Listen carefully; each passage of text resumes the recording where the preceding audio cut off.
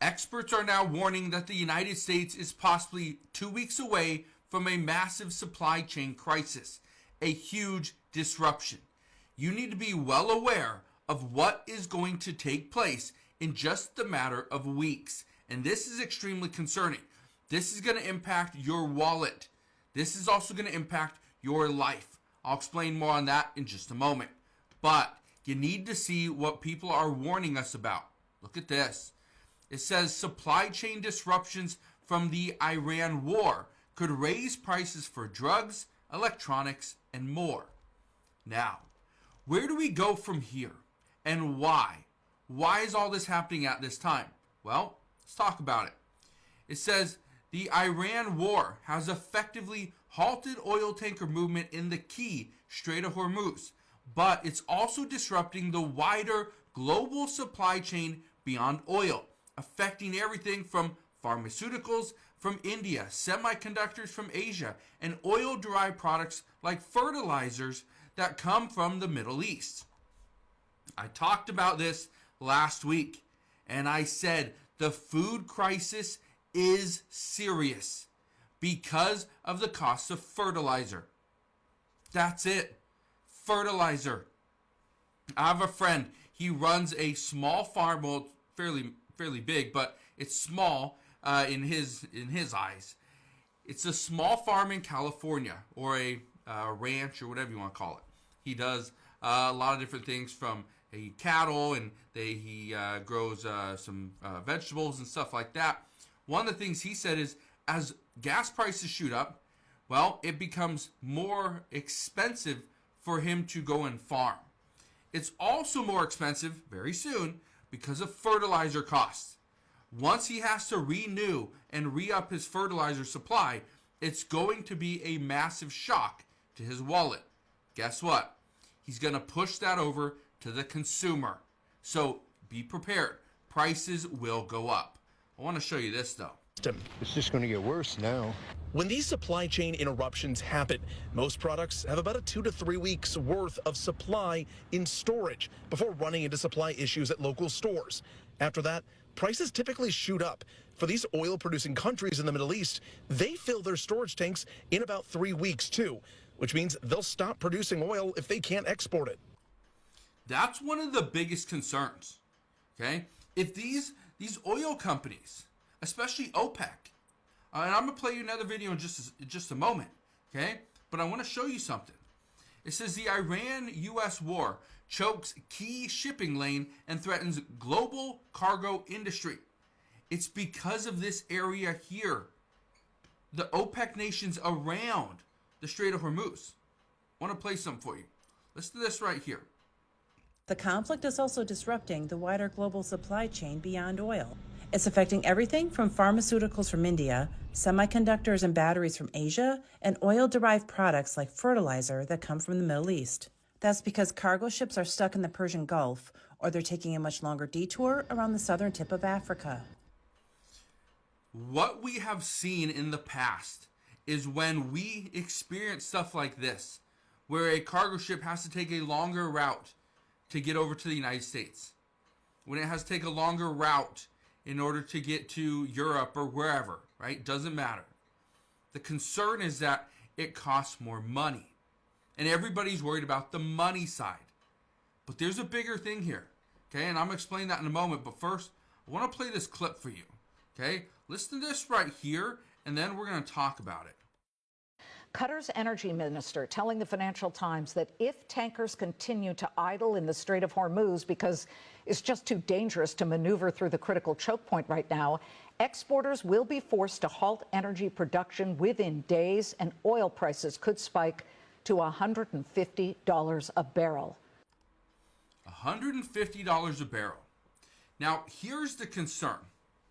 So, if oil can't move, producers will stop pumping it, tankers will stop shipping it, the refineries will slow production, they don't need to refine as much, and then factories are going to lose energy, they're going to lose raw materials, and we're going to see this kind of cascading effect that's going to hit not just the oil industry, everybody else.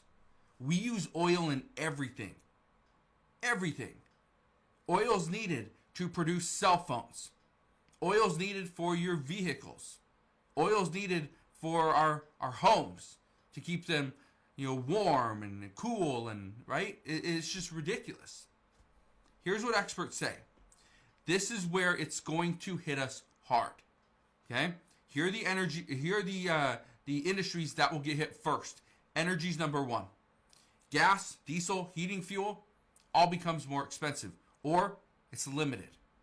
Food, fertilizer becomes more expensive. Farm fuel, more expensive. Transporting that food from the farm to the supplier becomes more expensive. Much more expensive. Manufacturing, plastics, car parts, electronics, we use oil for this. We also ship certain pieces from one country to another in order to put the whole piece together. Become more expensive. Again, if we cannot charge a higher price, a higher premium for a product, guess what? We have to wait till costs come down so that we can actually afford it. We can actually sell something that people will buy. If we have to wait so long, there will be supply chain disruptions. Keep in mind what happened during the pandemic. We could see that all happen again. The supply chain disruptions were one of the greatest factors in this really run up for inflation. We saw over 9% inflation because of two things: supply chain disruptions and a massive stimulus that we got here in the United States. But it doesn't end there. Furniture, clothing, appliances all become more expensive. Pharmaceuticals, medical supplies, plastics, right? Anything with plastic, hospital equipment, all becomes more expensive. Okay? I want to play the rest of this clip for you. Listen to this. Again, right now here in the U.S., they're $91 a barrel. But let's bring in Paul Sankey, president of Sankey Research and considered one of the top oil and energy analysts in the country. Paul, as we take a look at the map of the Persian Gulf, there are 5 countries which are OPEC members of this, and they go through this exporting waterway. So they ring fence it. Saudi Arabia, Iran, Iraq, Kuwait, the UAE. Qatar is not a member of the OPEC group. It had been, but in 2019, it wanted to just focus on liquid natural gas. But it is the world's second largest producer of LNG behind the U.S. Do you believe what the minister from Qatar is saying, or is he just talking his book? No, they're very responsible indeed. In fact, they've really styled themselves as, if you like, the Saudi Arabia of natural gas. And so when he's expressing these concerns, he's quite legitimate in the argument that we'll go to 150. Yeah, absolutely. What is your prediction?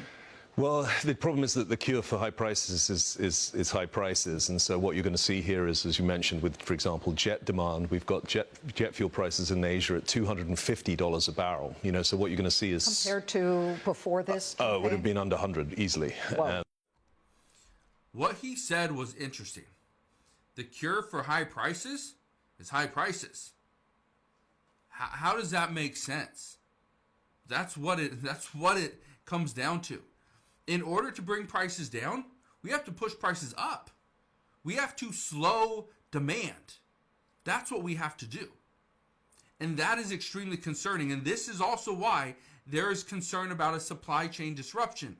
Because in order to really disrupt our supply chain, guess what? We're going to see higher prices. We have to push prices so high that consumers stop demanding the products. That's going to actually give us more products that we can go and sell later on. Again, it's crazy, but that's where we're at. And so, you're doubling prices here from the lows, absolutely more than, and genuine physical shortages, because, of course, we measure all this stuff in barrels a day. Global oil market's 105 million barrels a day. Just in oil, you're looking at 20 million barrels a day going through the Straits, and we've already lost 5-6 days. It becomes very, very large amounts of oil that need to be made up. Do you see what he's saying right there? That we're already losing 25 million barrels of oil a day. Okay? We have to make that up. If we do not make that up, then we're going to see this cascading effect where we have to eventually make it up. The concern, though, is that, and we've been hearing this for the last few days, is that if these oil companies can't get their oil through the Strait of Hormuz, and they can't get their shipments to go, the concern is that they're going to halt production. They will halt production temporarily in order to wait this out. Because why are they going to continue to pay to have it refined and have all this oil shipped when the oil's sitting there? They don't need a 3-week backlog of oil sitting just right outside the Strait of Hormuz. We've experienced this before during the pandemic. The shipping bottlenecks, the inflation that came as a result. That's what experts are concerned with. So, I want to leave you with this. What we need to watch for at this time, okay? What Americans should watch for. We need to watch for diesel and gas shortages. We need to watch for food price increasing substantially.